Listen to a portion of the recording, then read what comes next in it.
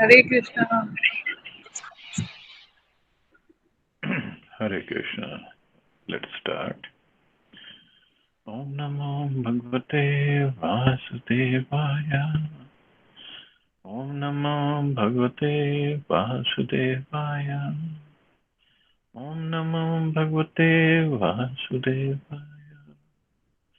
Narayanam Namaskritya Naram Chaiva Narottamam Devim Saraswatim Vyasam Tato Jayamudire Nashtaprayeshu Bhadreshu Nityam Bhagavata Sevaya Bhagavati Uttam Shloke Bhaktir Bhakti Naishtaki.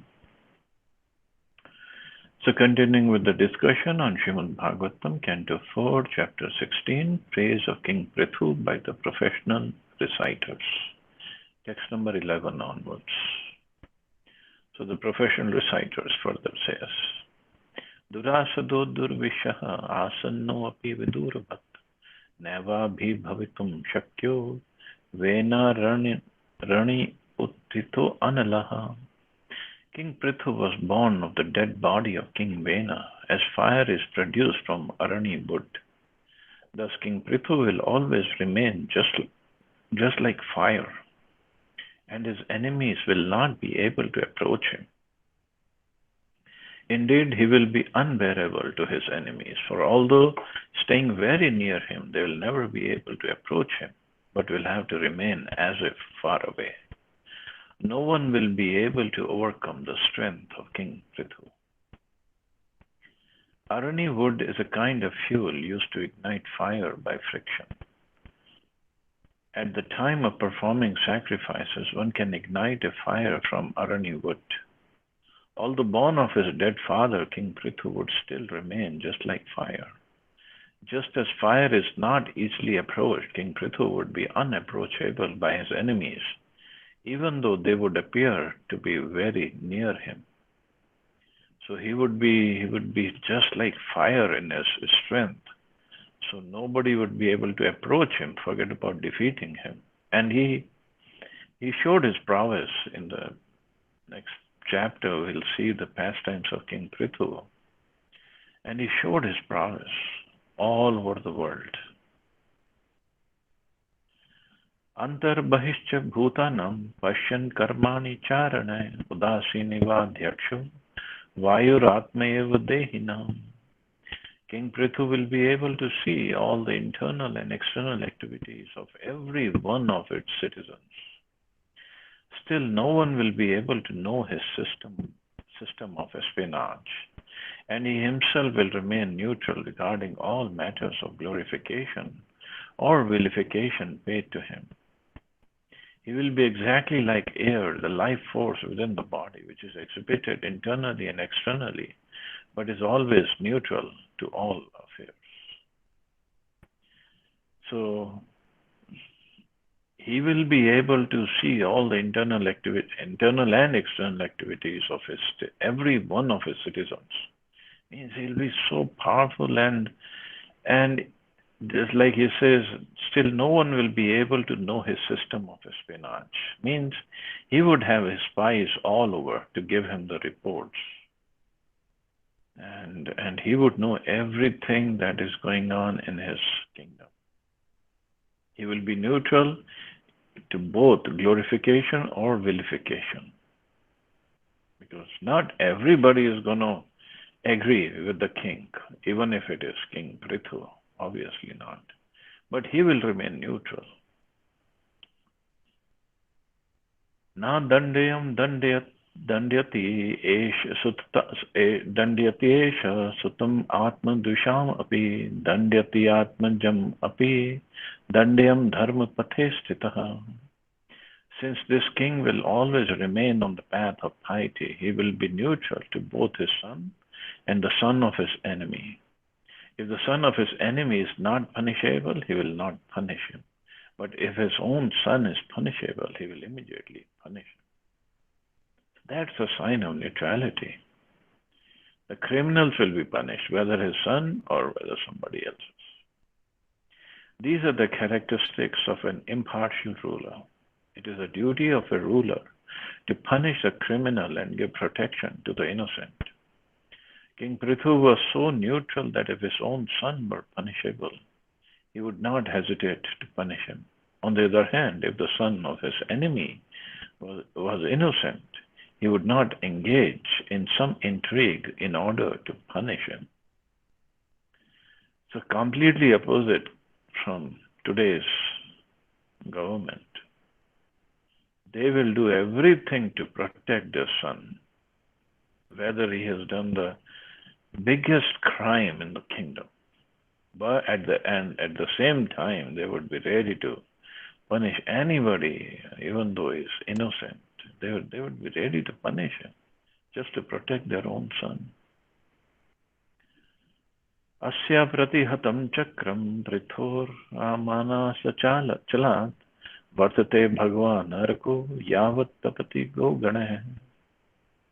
Just as sun god expands his shining rays up to the Arctic region without impedance, the influence of King Prithu will cover all tracts of land up to the Arctic region and will remain undisturbed as long as he lives. Although the Arctic region is not visible to ordinary persons, the sun shines there without impediment, just as no one can check the sunshine from spreading all over the universe. No one could check the influence and reign of King Prithu, which would remain undisturbed as long as he lived. The conclusion is that the sunshine and the sun god cannot be separated, nor could King Prithu and his ruling strength be separated. His rule over everyone would continue without disturbance. Thus the king could not be separated from his ruling power. So he will remain the king. His kingdom will be undisturbed, means nobody would be able to conquer any part of his kingdom as long as he lives. And he would reach all the way to the Arctic region, means all over the earth he would have his kingdom. Ranjayishyati yallokam ayam atma vicheshtitah atham mahu rajanam manoranjanakah prajaha. This king will please everyone by his practical activities, and all of his citizens will remain very satisfied. Because of this, the citizens will take great satisfaction in accepting him as a ruling king. Means he will be so impartial, so fair, so pious, and he would be providing, maintaining all his citizens, so they would be living in his kingdom with great satisfaction. Drid vritah satya sandho brahmanyo vridha sevakah sharanya sarva bhutanam manado dina vatsalaha. The king will be firmly determined and always situated in truth. He will be lover of the Brahminical culture and will render all service to old men and give shelter to all surrendered souls. Giving respect to all, he will always be merciful to the poor and innocent.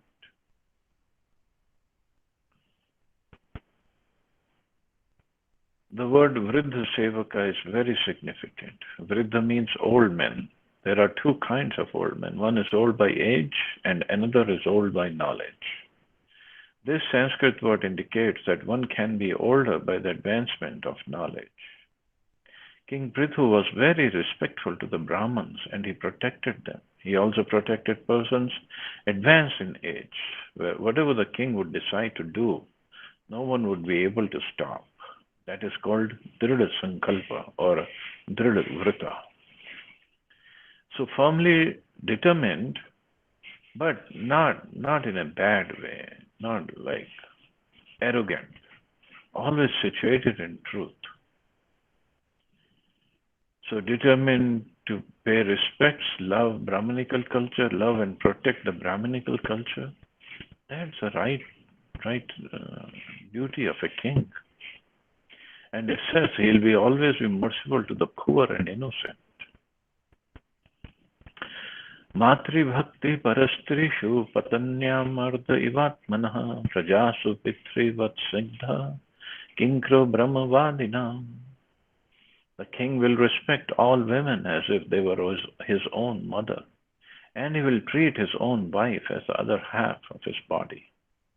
He will be just like an affectionate father to his citizens, and he will treat himself as a most obedient servant of the devotees who always preach the glories of the Lord.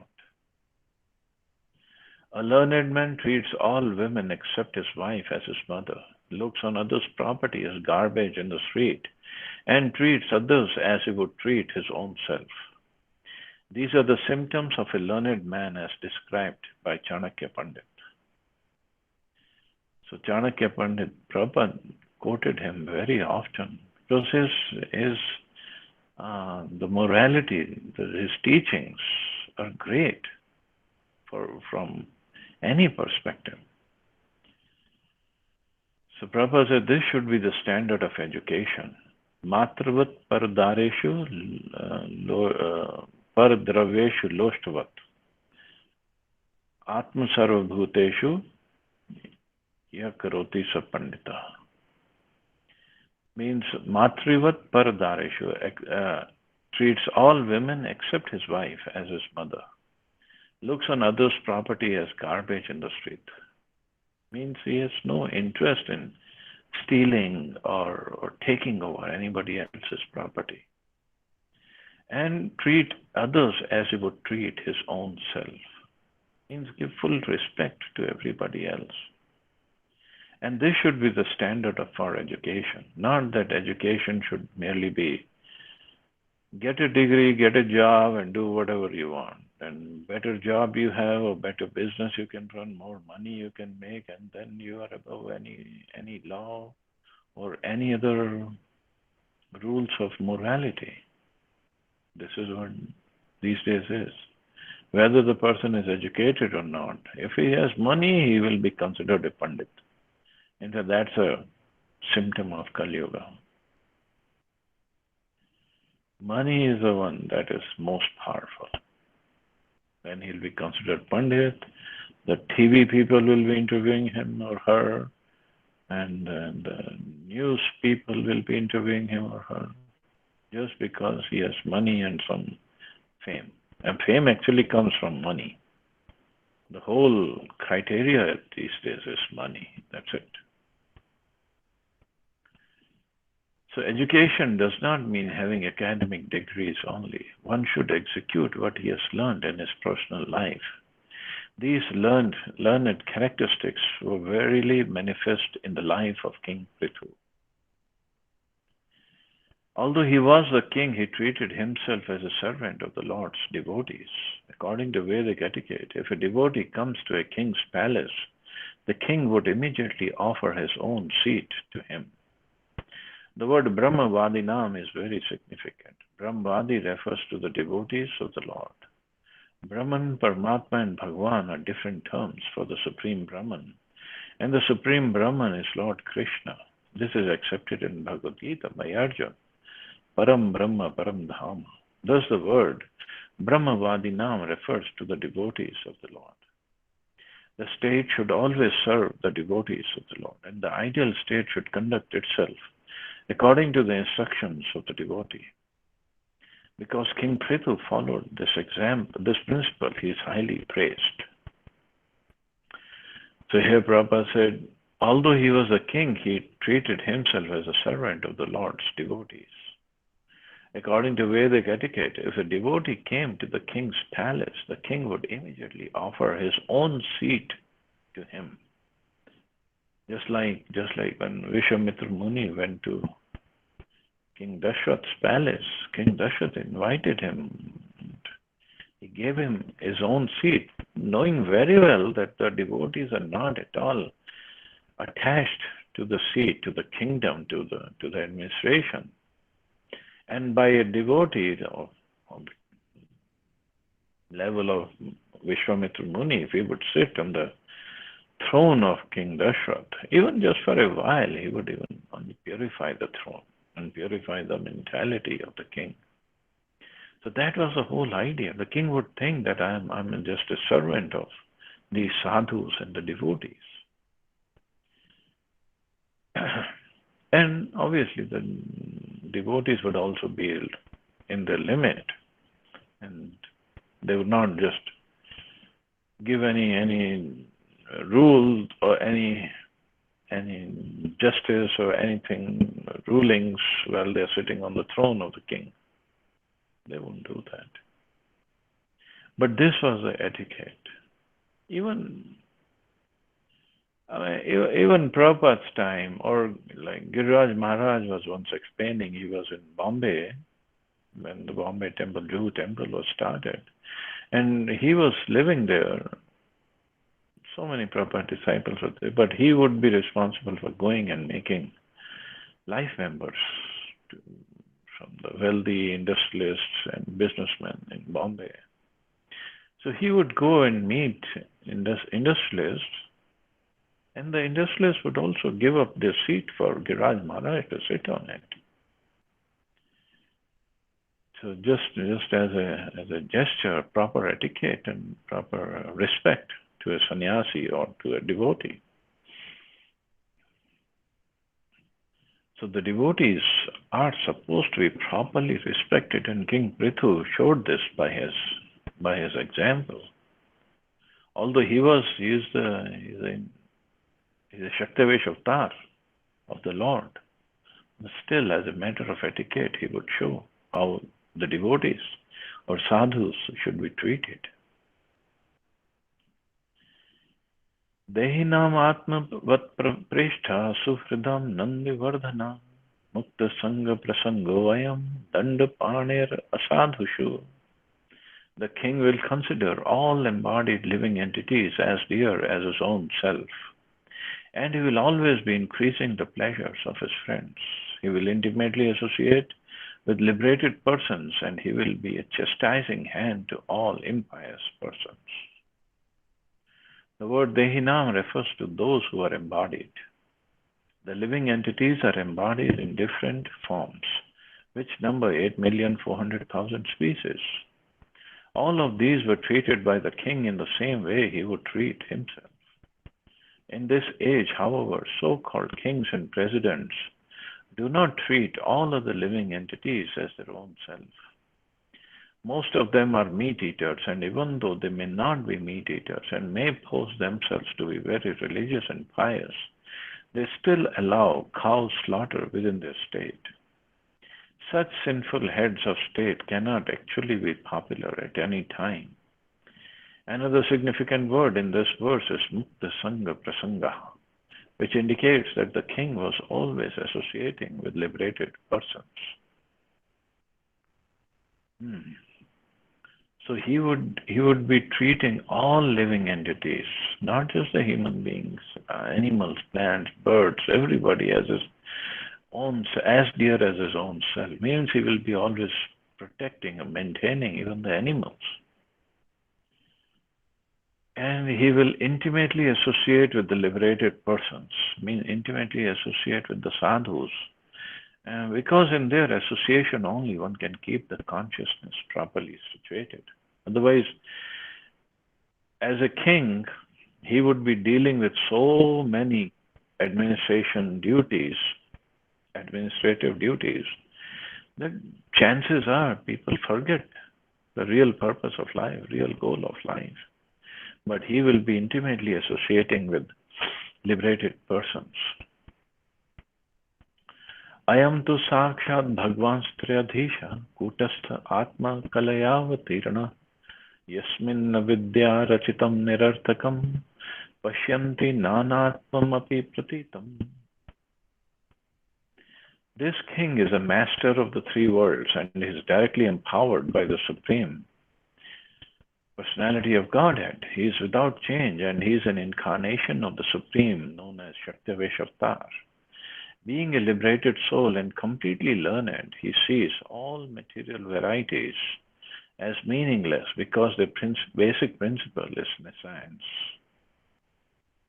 The reciters of these prayers are describing the transcendental qualities of King Prithu. These qualities are summarized in the words Sakshat Bhagwan. This indicates that Maharaj Prithu is directly the Supreme Personality of Godhead and therefore possesses unlimited good qualities. Being an incarnation of the Supreme Personality of Godhead, Maharaj Prithu could not be equaled in his excellent qualities. The Supreme Personality of Godhead is fully equipped with 6 kinds of opulences, and King Prithu was also empowered in such a way that he could display these 6 opulences of the Supreme Personality of Godhead in full. So that is the position. Although he is a Shaktavesh avatar, but he would still have all the 6 kinds of opulences. The word Kutastha, meaning without change, is also very significant. There are 2 kinds of living entities, Nitya Mukta and Nitya Baddha. A Nitya Mukta never forgets his position as the eternal servant of the Supreme Personality of Godhead. One who does not forget this position and knows that he is part and parcel of the Supreme Lord is Nitya Mukta. Such a Nitya Mukta living entity represents a super soul as his expansion. As stated in the Vedas, Nityo Nityanam, thus the Nitya Mukta living entity knows that he is an expansion of the Supreme Nitya, or the eternal Supreme Personality of Godhead. Being in such a position, he sees the material world with a different vision.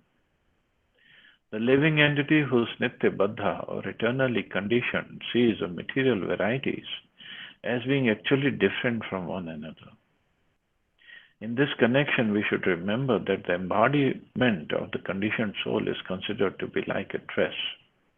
One may dress in different ways, but a really learned man does not take dress into consideration.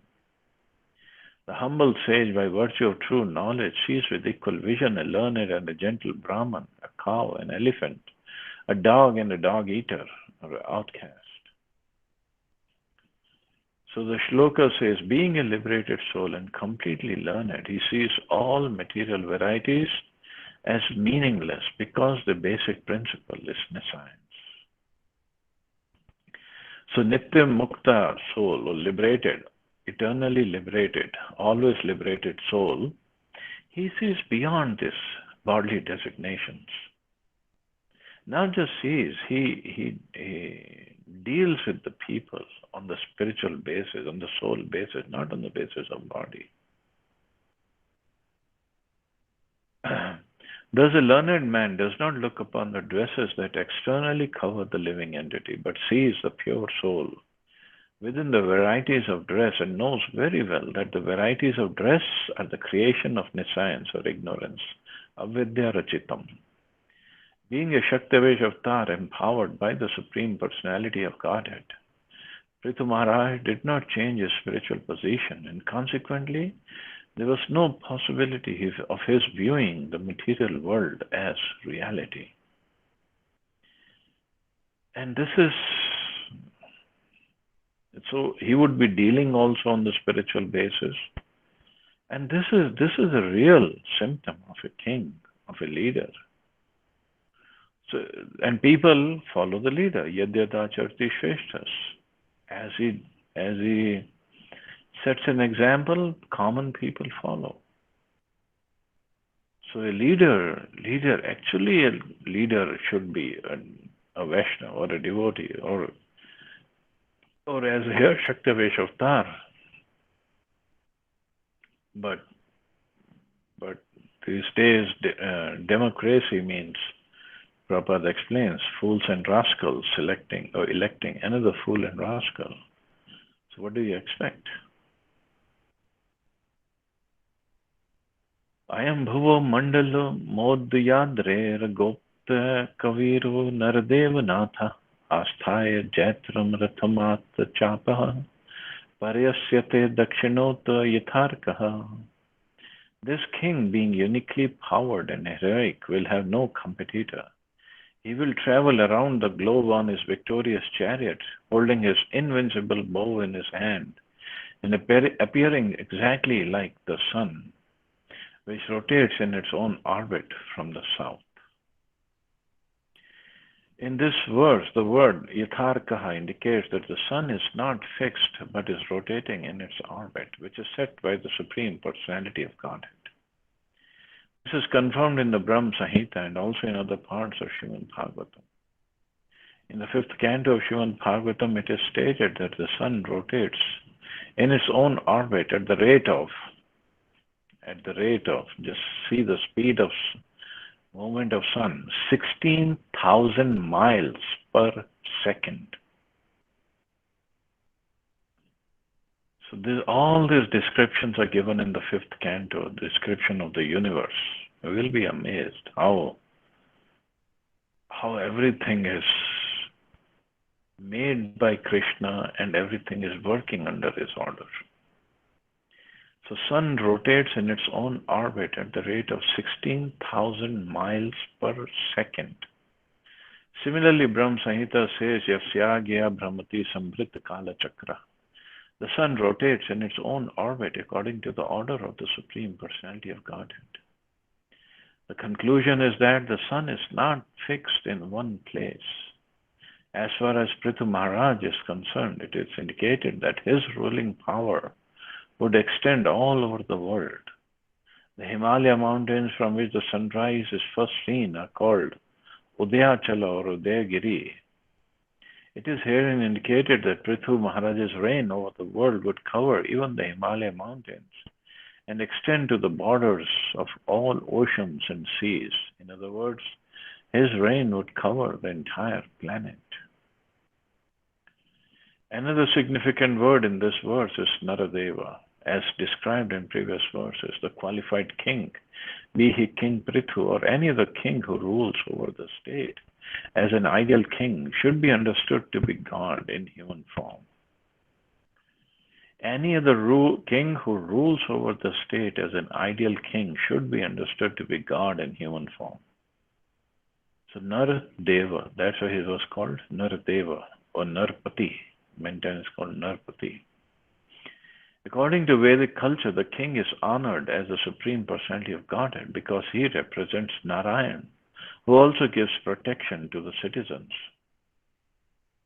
He is therefore Natha, or the proprietor. Even Sanatan Goswami gave respect to Nawab Hussain Shah as Naradeva, although Nawab was a Mohammedan. A king or governmental head must therefore be so competent to rule over the state that the citizens will worship him as God in human form. That is the perfectional stage for the head of any government or state. So this incident of Sanatan Goswami giving respect to Nawab Hussain Shah. So Nawab Hussain Shah, although as Prabhupada said he was a Mohammedan, so he was the king of Bengal and Odisha area. And just like any other Muslim king, he was also very, very cruel.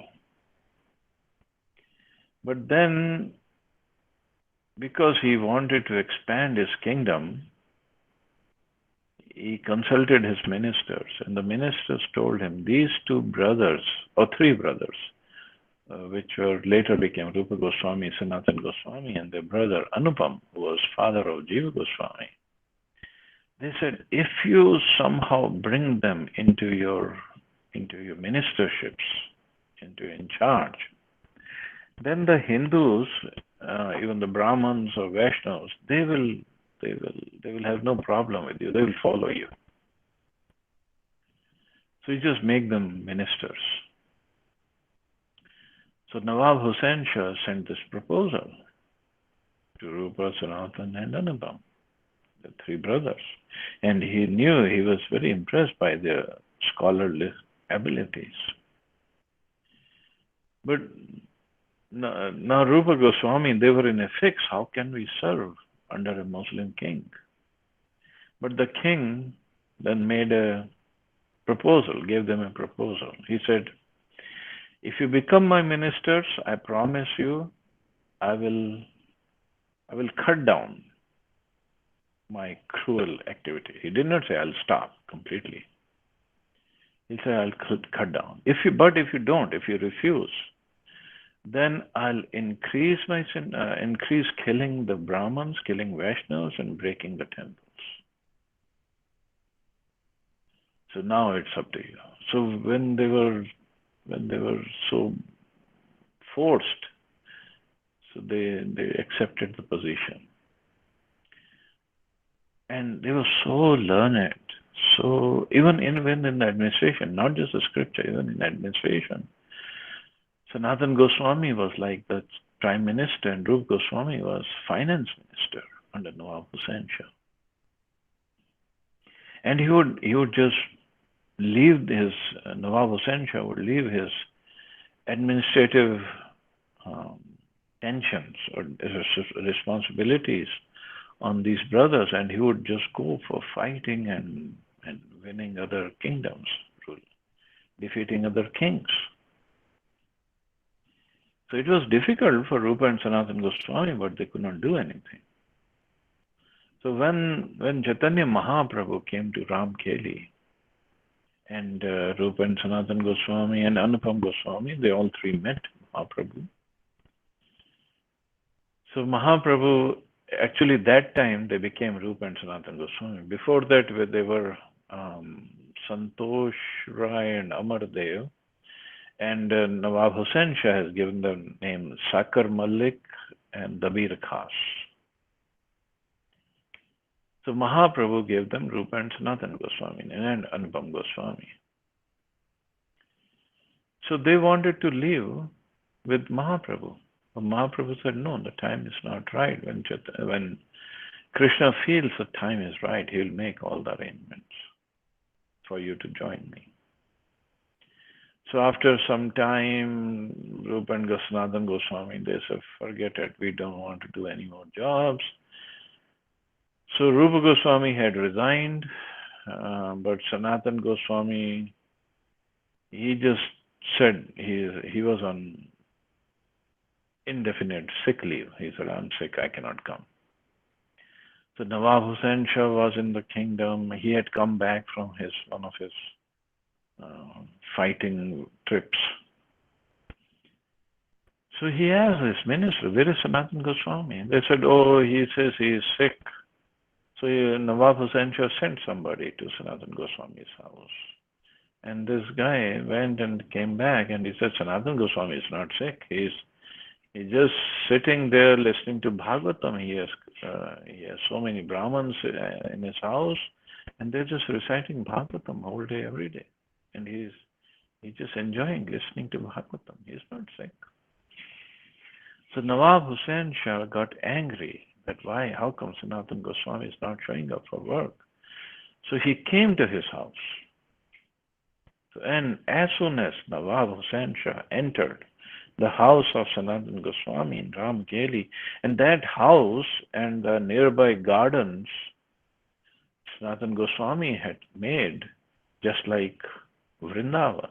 He had Govardhan Hill, he had Radhakund, Shyamkund, and different pastime places of Vrindavan. And Nawab Hussain Shah entered. Nawab Hussain Shah came. And as soon as he entered the house, although he was Mohammedan king, and Sanatan Goswami and all the Brahmins, they were reciting Bhagavatam and listening to Bhagavatam, they all stood up to respect Nawab Hussain Shah because they understood he is representative of God. He might not be the correct follower of the injunctions, but still he was a king and he was supposed to be given proper respect. So this is what Prabhupada is writing here. Asmai Nripala kil tatra tatra balim harisyanti salokapala masyanta esham striyadirajam chakra yudham tadyash uddharantya. When the king travels all over the world, other kings as well as the demigods will offer him all kinds of presentations. The queens will also consider him the original king who carries in his hands the emblems of club and disc, and will sing of his fame, for he will be as reputable as the Supreme Personality of Godhead. As far as reputation is concerned, King Prithu is already known as the incarnation of the Supreme Personality of Godhead. The word Adi Raja means the original king. The original king is Narayan or Lord Vishnu. People do not know that the original king or Narayan is actually the protector of all living entities. That's why his name is Narayan, one who maintains everybody.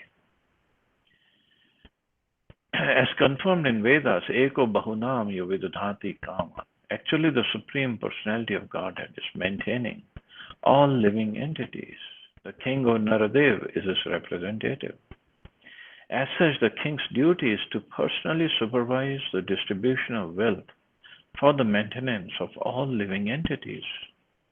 If he does so, he will be as reputable as Narayan. As mentioned in this verse, Tadayasha. Prithu Maharaj was actually carrying with him the reputation of the Supreme Personality of Godhead because he was actually reigning over the world in that capacity.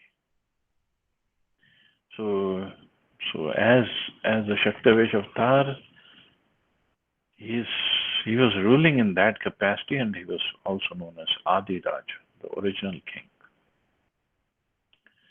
Ayam Mahim Gam Duduhe Adhiraja Prajapatir Vritikara Prajanam Yo Lilyadrin Swasharasa Koteya Bhindan Smam Gam Karodi Yathendra. This king, the protector of the citizens, is an extraordinary king and is equal to the Prajapati demigods. For the living facility of all citizens, he will milk the earth, which is like a cow. Not only that, but he will level the surface of the earth with the pointed ends of his bow, breaking all the hills exactly as King Indra, the heavenly king, breaks mountains with his powerful thunderbolt. So all these pastimes will be described in the next chapter. So he'll be breaking the surface he will level the surface of the earth with the pointed end of his bow, so that cultivation of crops can take place.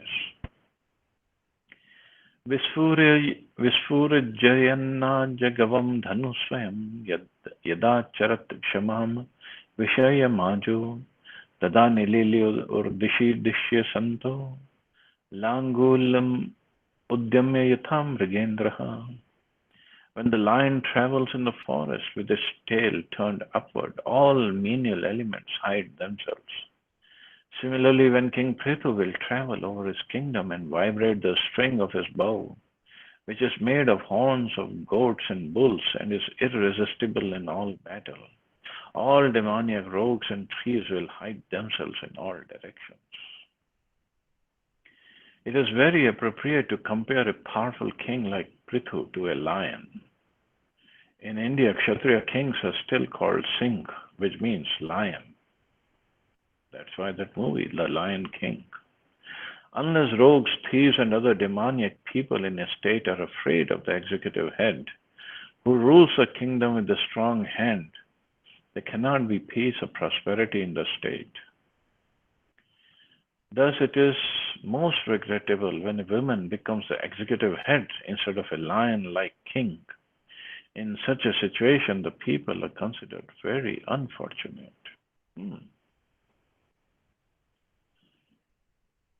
So this is what Prabhupada was writing when Indira Gandhi was in power. So this is what he didn't like. So the king should be like a lion, and he should be ruling like a lion, not killing innocent people, but ruling like a lion means no thieves or rogues should be able to survive in his country. Esho ashvam medhan shatam ajahara saraswati pradurbhavi yatra aharshidhyasya hayam purandaraha shatakritvus charme vartamane. At the source of the river Saraswati, this king will perform 100 sacrifices known as Ashwamedha. In the course of the last sacrifice, the heavenly king Indra will steal the sacrificial horse. So this pastime will also happen. The incident will happen in further chapters. Eshasva sadyopavane sametya sanat kumaram bhagavatam ekam Aradhya bhaktya labhata malam taja jnanam yato brahma param vidanti. This King Prithu will meet Sanat Kumar, one of the 4 Kumaras, in the garden of his palace compound. The king will worship him with the devotion and will be fortunate to receive instructions by which one can enjoy transcendental bliss. The word Vedanti refers to one who knows something or enjoys something. When a person is properly instructed by a spiritual master and understands transcendental bliss, he enjoys life. As stated in Bhagavad Gita, Brahma Bhuta Prasannatma. When one attains to Brahman platform, he neither hankers nor laments. He actually partakes of transcendental blissful enjoyment. Although King Prithu was an incarnation of Vishnu, he nonetheless taught the people in his kingdom to take instructions from a spiritual master who represents the disciplic succession. Thus, one can become fortunate and enjoy a blissful life even within this material world. In this verse, the verb Vedanti is sometimes taken to mean understanding. Thus, when a person understands Brahman or the supreme source of everything, he enjoys a blissful life. Means he will be leading a spiritual life under the instructions of Sanat Kumar, and he'll be leading a very transcendently blissful spiritual life. And that's the only way to lead this blissful life when one is spiritually elevated. So Brahma Bhuta Prasannatma na shochati na kankshati. So Brahma Bhuta on the level of spiritual level only one can enjoy. Na shochati na kankshati. He doesn't lament and doesn't hanker after anything material. Tatra tatra girastasta iti vishruta vikramaha shoshati atma shita gatha prithu prithu parakramaha. In this way, when the chivalrous activities of King Prithu come to be known to the people in general, King Prithu will always hear about himself and his uniquely powerful activities. To artificially advertise oneself and thus enjoy a so-called reputation is a kind of conceit. Prithu Maharaj was famous amongst the people because of his chivalrous activities. He did not have to advertise himself artificially. One's factual reputation cannot be covered. So his activities will be so great that people will know, and he himself will come to hear about his great activities. He didn't have to buy the newspaper columns to advertise for himself, or buy the airtime or the TV time to advertise what he's doing. Nobody else would know otherwise. No, his activities will be so great. Everybody would know about him. Disho vijityata pratir rudra chakraha swatejasoto patita lokha shalyaha sura surendrer upagiyamana mahanubhavo bhavita patirbhuva. No one will be able to disobey the orders of Prithu Maharaj. After conquering the world, he will completely eradicate the threefold miseries of the citizens. Then he will be recognized all over the world. At that time, both the Suras and Asuras will undoubtedly glorify his magnanimous activities. So he will be completely eradicate the threefold miseries.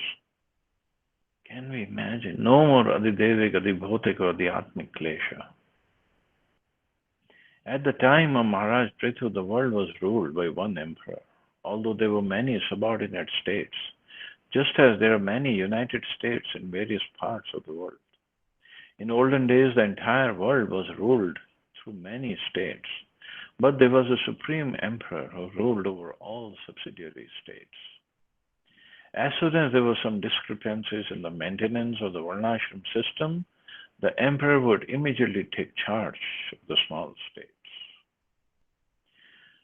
So that's why they said nobody would be able to disobey the orders of Prithu Maharaj.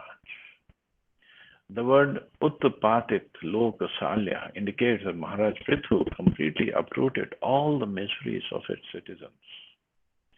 The word Shalya means piercing thorns.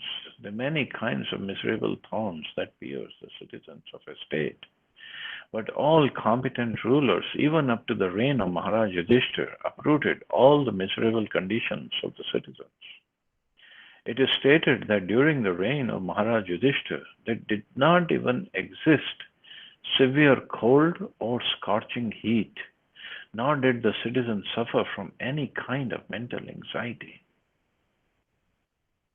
That is the reason Maharaj Yudhishthira was put on the throne by Krishna.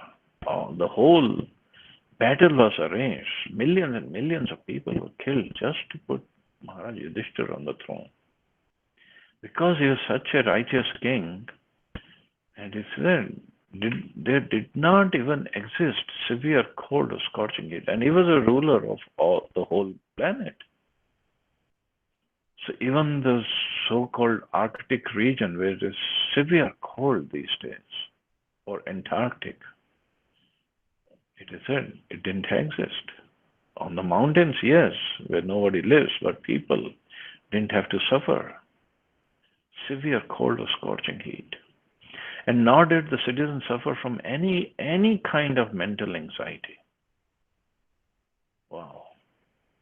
Means they were not worried about their income, relations, death, home, property, food, anything. Nothing they had to worry about. It's not that Maharaj Yudhishthira were providing everything for everybody. They were working, but they didn't have any anxiety. This is the standard of good government. Such a peaceful and prosperous government, devoid of anxiety, was established by Prithu Maharaj.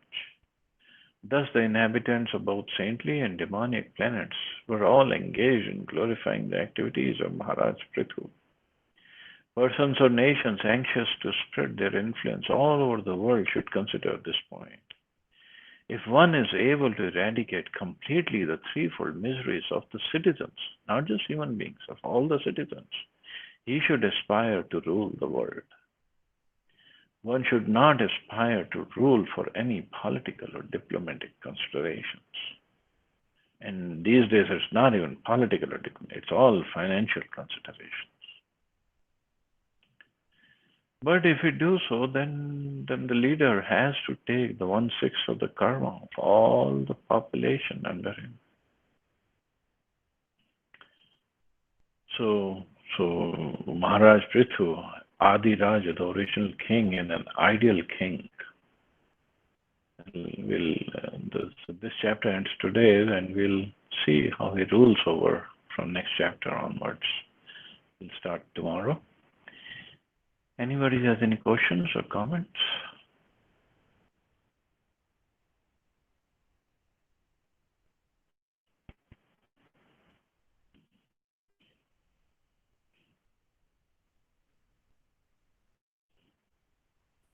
Hare Krishna Prabhu. Prabhu, today is like Vaman Ekadashi. So anything about Vaman Dev Prabhu? Like 5 minutes or something. Oh yeah. So today with Vaman Ekadashi, actually it's Vaman Dwadashi. He appeared on Dwadashi. Vaman and Varahadev, they appeared on Dwadashi. But because we cannot fast on Dwadashi, so we fast half day, full fast. And then because it's Ekadashi, we take Ekadashi Prasadam. So Vaman Dev, we'll study about him in further cantos, how Bali Maharaj had defeated the demigods and Indra's throne was taken over by Bali Maharaj. And Bali Maharaj was the grandson of Prahlad Maharaj. So very, very powerful king. So he was performing sacrifices. So Indra did tapasya, and then Lord appeared. Either Indra did tapasya or his mother did, something like that. I'm forgetting. And the Lord appeared, and the Lord told Indra that I'll get your kingdom back. And the Lord appeared in the form of a dwarf as a Bona. Bona means Vaman, Brahman. And very beautiful child. And as soon as he appeared, of course, Lord is Lord. Lord is Supreme Lord.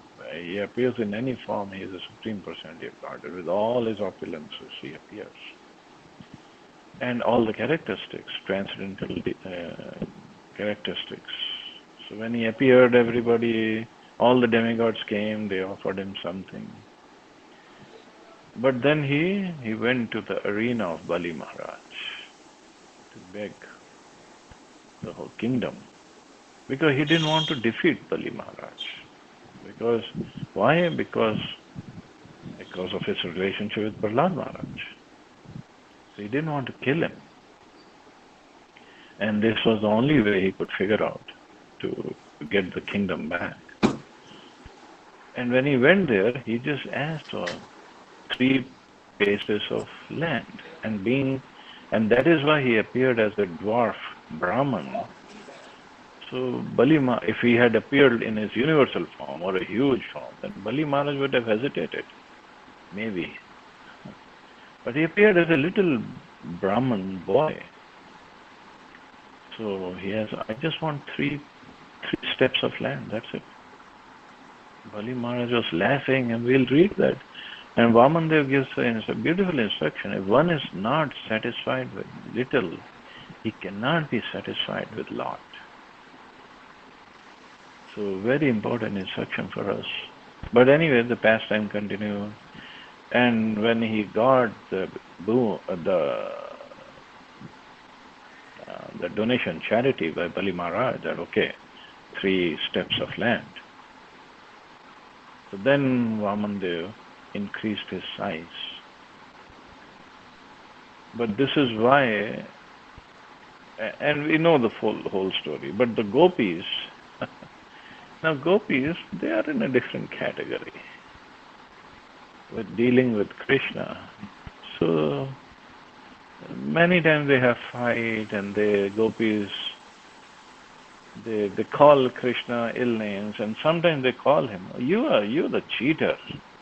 You cheated Bali Maharaj. You went in his arena as a small boy, and then you cheated him. You never put this condition that you will increase your size. And you just took away everything from Bali Maharaj. Of course, this is mercy of Vamandev, because after he took away everything, he gave himself to Bali Maharaj. Means he became the doorkeeper or gatekeeper of the kingdom of Bali Maharaj, which is Sutaloka. So Bali Maharaj could every day take darshan of the Lord.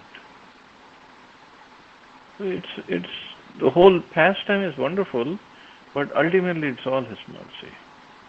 And Bali Maharaj, when he was offering prayers to the Lord, when he was tied up, he was offering prayers. And Bali Maharaj is saying, who could be more fortunate than me? Because I'm getting your darshan, I got your lotus feet on my head, I got your mercy. And you think Indra is more fortunate because you're giving him his kingdom? No, I got the more mercy. Indra is rascal because he didn't ask for anything properly. He didn't get the mercy. And now Bali Maharaj would be enjoying Vamandev's company by Vamandev being the gatekeeper. And it is said that the next Manvantar, that Bali Maharaj would become Indra. Because every Manvantar, different person takes over the position of Indra.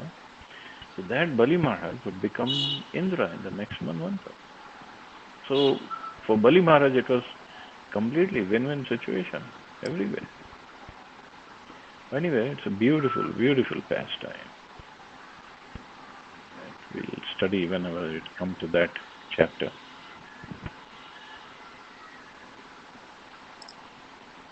Thanks a lot, Prabhuji. You're welcome. Thank you, Prabhuji. Thank you, Mata. Okay, so you all have a wonderful and safe day. Enjoy your Ekadashi.